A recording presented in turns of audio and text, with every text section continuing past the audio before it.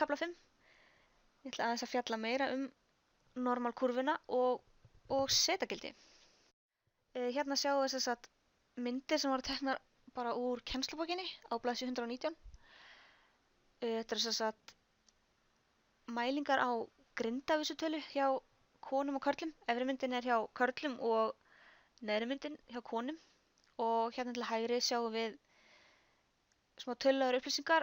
Þess að meðalgreind hjá körlum var 100 og staðalfráviki var 20. Úrtaki var 1000. Hjá konum var meðaltal 100, staðalfráviki 10 og úrtaki 1000. Og ef við skoðum bara aðeins dreifinguna þá er hérna á x-ásnum gildin sem að einstaklingar fengu úr grindaprófinu, þetta er hjá körlunum, og meðaltalið hérna í 100. Og hérna er þess að dreifingin hjá konunum, meðaltalið líka 100, en við sjáum að því að staðalfráviki er hærri á körlum hvað dreifingin er svona meiri dreifing hjá þeim heldur en hjá konunum. Og hérna fyrir neðan er sem sagt annars konar x-ás, en þetta eru bara staðalfrávikin. Þetta er sem sagt, hérna er staðalfráviki 0 og svo förum við mínus staðalfrávik og pluss staðalfrávik.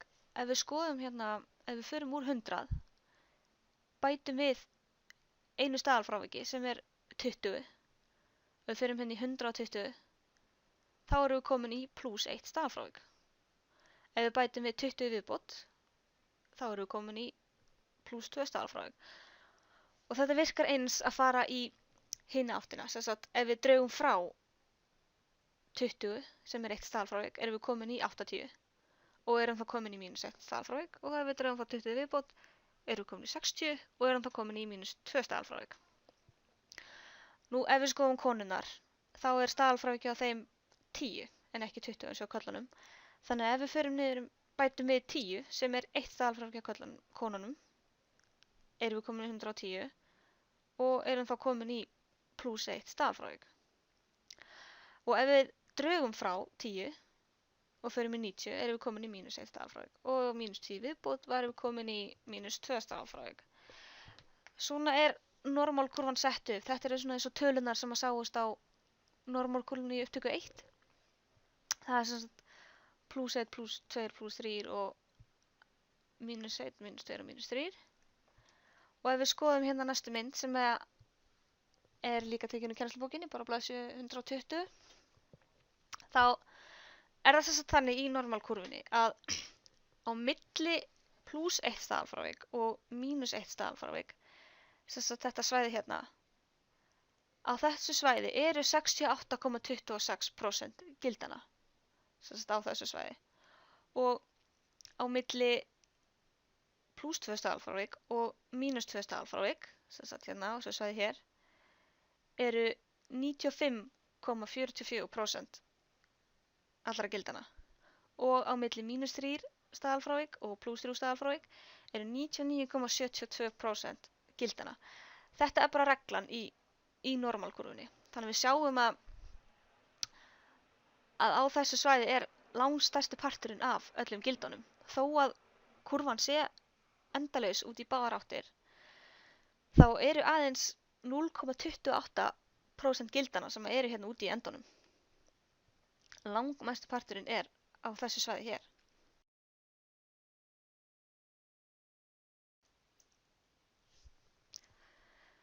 Hérna sjáum við formúluna fyrir að reikna setastig. Við getum svo sagt reiknað setastig fyrir einstakling eftir hvaða gildi hann er með.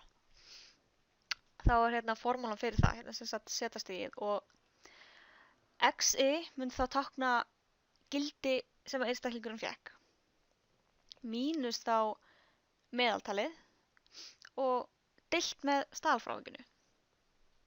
Við varum þá í raun að reikna hversu langt frá meðaltalinu einstaklingurinn væri.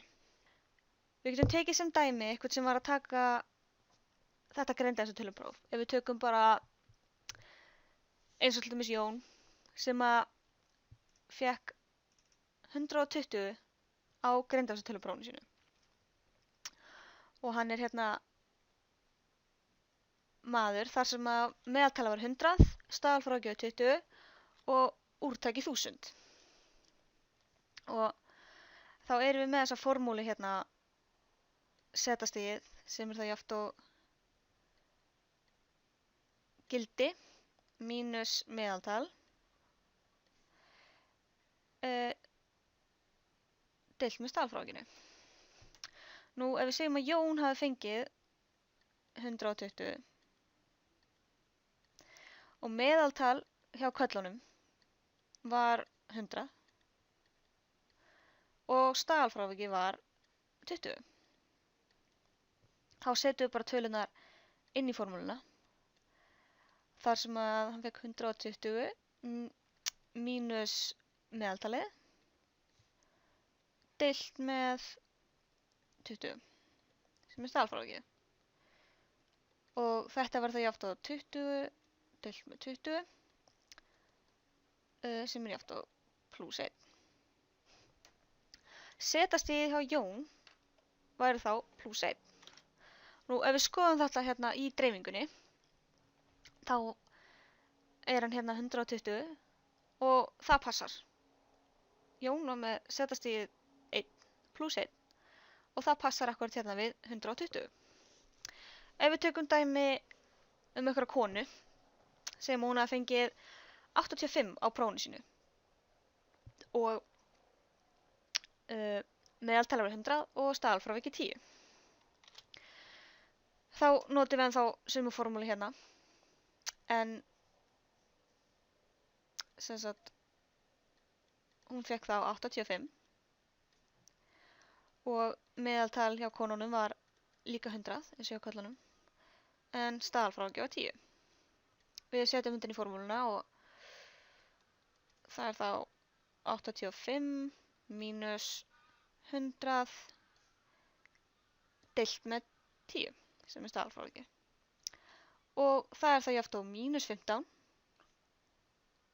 deilt með 10 sem er þá jafnt á mínus 1,5 setastig sem að þessi kona fékk.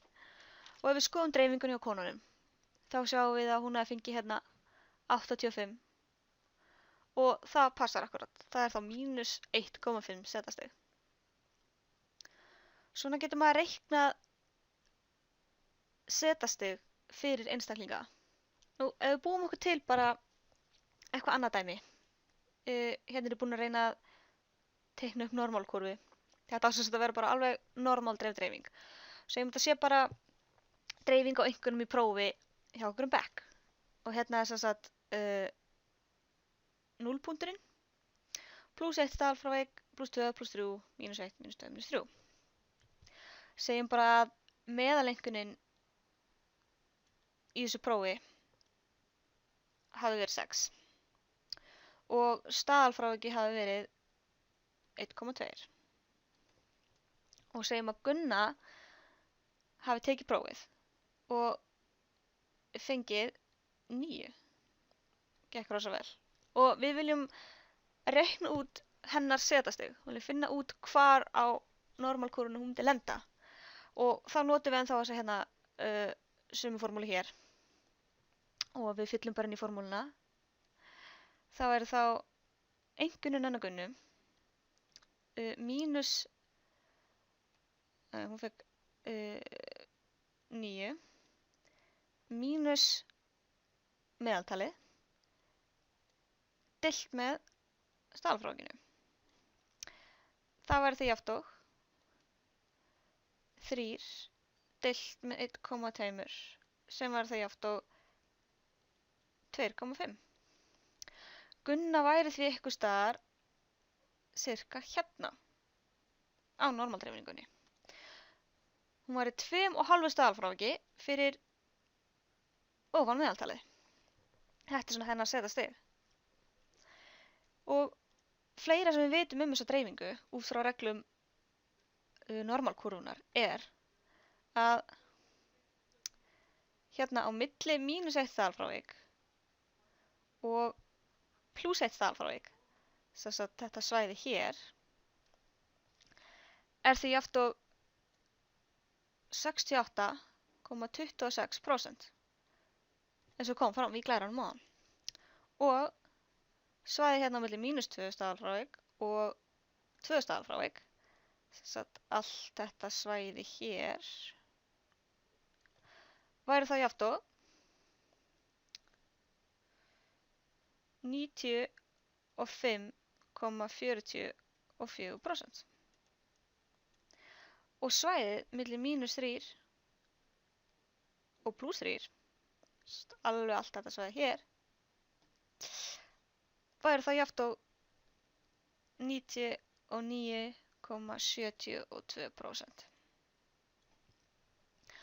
Nú, í næstu upptöku munum við svo læra betur um það hvernig við getum reiknað út afmörkuð svæði í normalkúrfunni.